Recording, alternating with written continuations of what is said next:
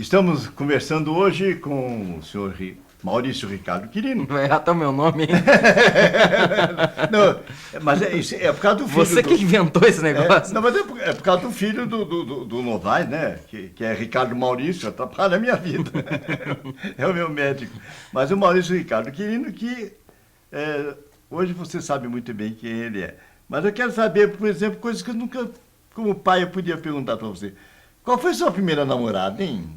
Foi aonde? Aqui em Berlândia? Não dá pra considerar assim, namorado. Eu tive. Primeira Isso gamação. é um negócio meio. Foi a Raquel em Juiz de Fora, né? É? Eu era uma criança ainda. Foi muito forte. Depois veio a Marília. A Marília, que foi minha colega na quinta série, e que a gente subia juntos ali, os dois, eu morava na Jataí, ela morava um pouco pra cima, a gente pegava o operário, o ônibus junto, e foi essas coisas legais, assim. O namoro sério mesmo foi bem mais tarde. Mas falando de coisa mais importante, o seu primeiro emprego. Meu primeiro emprego foi como cartunista do... Não. Talvez não. Foi na Gráfica Zardo. É. Meu primeiro emprego foi o Américo? seu Maurício, o seu Roberto, o pai do Américo, que hoje é muito meu amigo, que está cuidando da Zardo junto com o seu Roberto. Não sei se está nativo ainda, tem um tempo que eu não vejo, mas eu fui por 6 meses artista gráfico da gráfica, né? E eu realmente me pagaram para aprender durante um que tempo. Idade isso? Eu devia ter 17 anos, mas era uma coisa absurda, porque eu não sabia, por exemplo, que existia o esquadro, né? Eu não tinha noção nenhuma de desenho geométrico, então eu não sabia que as coisas tinham que ter um esquadro. Então eu lembro que teve um impresso que eu fiz lá que eu esqueci de usar a régua T, o esquadro, e o troço ficou meio torto. E na hora que foi pra imprimiu e tal, na hora que foi cortar na faca, saiu tudo pra fora. E o que aconteceu? E eu fiquei na minha, né? Porque ninguém nem sequer supôs na época que era um erro do desenhista. Mas eu dei muita baianada e aprendi muito nessa época. Agora, depois disso tudo, você foi pro primeiro jornal, não foi? Sim, aí a gente teve em Uberlândia o primeiro jornal Offset, que foi o Primeira Hora, né? Um projeto do grupo político ligado ao hoje prefeito Zaire Rezende, né? E na época, como os jornais de Uberlândia eram tipográficos, eram clichês, né? Não tinha cartunismo, não tinha tradição de cartunismo impresso. E eu tive a charge, sorte... A chamada charge. A charge, a tirinha de jornal, né? O cartunismo de jornal. Exato. Aí, na ocasião, eu bolei uma tirinha que se chama Uruibu e comecei a fazer as charges políticas, a charge cotidiano do jornal, junto com o Valtênio, que começou na mesma época fazendo tira, né? E a gente deu um start naquilo que seria depois o cartunismo em Uberlândia. Então, eu tenho orgulho de dizer que nessa cidade, o Valtênio e eu fomos os caras que lançaram esse mercado em Uberlândia, que infelizmente não cresceu, porque não cresceu o jornalismo impresso em geral em Uberlândia na proporção que uma cidade desse porte espera, né? A gente ainda tem um hábito de leitura em Uberlândia ainda pequeno, se lê muito pouco jornal nessa cidade, mas eu tenho muito orgulho de ter começado essa tradição de cartunismo aqui, que hoje é o que eu faço na minha vida e vivo disso, né? Bem, aí depois disso aí depois da charge, você passou a ser mesmo, a ocupar cargos de direção no jornal. Na verdade foi tudo muito natural, as coisas foram acontecendo, porque como Uberlândia era um mercado pequeno para jornal, não dava para viver fazendo cartoon.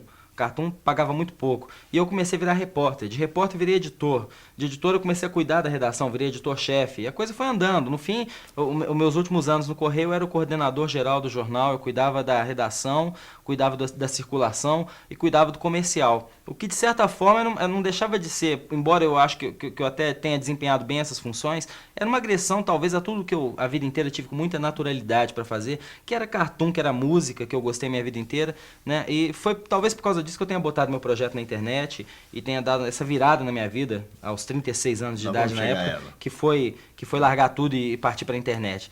Mas, sem dúvida, não foi nada planejado. Foi a necessidade que você tem de conquistar posições para você criar sua família com dignidade, né? Eu acho que eu nunca teria deixado de ser cartunista se Uberlândia se pagasse o suficiente para se viver de cartunismo. Então a gente vê assim, cartunista fazendo impressos para gráfica, cartunista fazendo qualquer outra coisa que não cartunismo, porque não dá para viver disso. Então foi assim que eu, sem querer, eu virei executivo de jornal. E como é que aconteceu uma coisa na sua vida que eu também nunca entendi bem, que foi a música? Por que essa paixão pelo rock, hein, Maurício? E E como é que você aprendeu os instrumentos sem ir na escola, sem estudar? Como é que é isso? Bom, eu sou roqueiro, né? Isso a gente não pede pra ser. Eu, desde os 12, 13 anos eu ouço rock, gosto de rock. E foi uma coisa que Eu também, eu a adoro. vida inteira eu me aproximei de pessoas que gostam de rock e me juntei desses amigos. E quando chega na adolescência, a gente tem necessidade, enquanto adolescente, de ter tribos, né? Adolescente gosta de tribo. Então tem a tribo até do cara que é o católico que vai fazer os encontros do Oasis e tal. E tem o roqueiro, e tem o cara da capoeira, e tem o do futebol. Eu era do rock. E a gente conheceu, assim, todos os amigos da minha época ainda estão presentes até hoje, né? A gente mora até junto, o Felipe, o Fábio ali, o Marcos, o Maurício em Goiânia. E a gente trocando informação de música e tal. O rock fez parte da minha vida. Para tocar foi o desespero de me manifestar, de querer, né? Eu gostava de cantar. Eu acho que eu puxei isso um pouco da mamãe, que é crooner, foi crooner de orquestra, tem uma voz maravilhosa, afinadíssima. Princesa do rádio. Embora eu nem chegue aos pés dela, né? Pelo menos eu era afinado. E a minha vontade de cantar, né, me fez ir atrás. E aí eu fui aprender baixo, que é um instrumento mais, desculpando os baixistas, mais retardado que tem, porque é mais fácil. Você pode ser um baixista medíocre muito fácil. É difícil ser um excelente baixista, mas dá pra você enganar bem muito fácil. Então, na verdade, o que eu toco é tudo meia boca. Não diria que eu sou um instrumentista, mas pela paixão pela música, né? Tive várias bandas ao longo da vida. Disco. Mais de um. Ariola. E aí, meu Deus do céu, depois de tantos esforços Pirandelli dando apoio Pois para é. vocês não trabalharam no disco? É que tá, né? A gente tem sonhos de adolescência que não resistem à vida adulta, né? Na época tava o Fábio, o Felipe, o Marcos e eu. A gente tinha se esforçado muito, fez um disco independente, patrocinado pelo pai do Felipe, a mãe do Felipe, a Dona Edir. Esse disco independente chamou a atenção de muita gente. O senhor Rubens Pirandelli, que na época era o secretário de Indústria e Comércio, levou para um cara da Globo, que era amigo dele, a coisa virou. A gente, quando de repente estava na BMG Ariola gravando, que é a BMG, que é a mesma gravadora do SPC e do Alexandre Pires, né? Só para vocês terem uma ideia de porte. Mas o que acontece é o seguinte: quando saiu o disco, Rock, em 90, final de 90, para ser lançado no início de 91, a coisa já estava assim. O sertanejo tinha tomado conta, o brasileiro é muito de fase, de onda, né? E o rock já estava numa posição mais decadente no mercado. Então, iria exigir um esforço de nós quatro muito grande fazer esse disco acontecer. Como eu tinha o meu emprego, eu já era editor do Correio, o Felipe e o Fábio tinham sua empresa de informática, o Marcos tinha uma representação na COFAP muito boa e tal, nós todos achamos por bem, até depois da primeira experiência de divulgação do disco, que era melhor não se submeter àquela coisa humilhante de ficar batendo de porta em porta, pedindo para tocar um disco que estava na contramão da moda, independente das virtudes desse disco, que até hoje eu acho muito legal.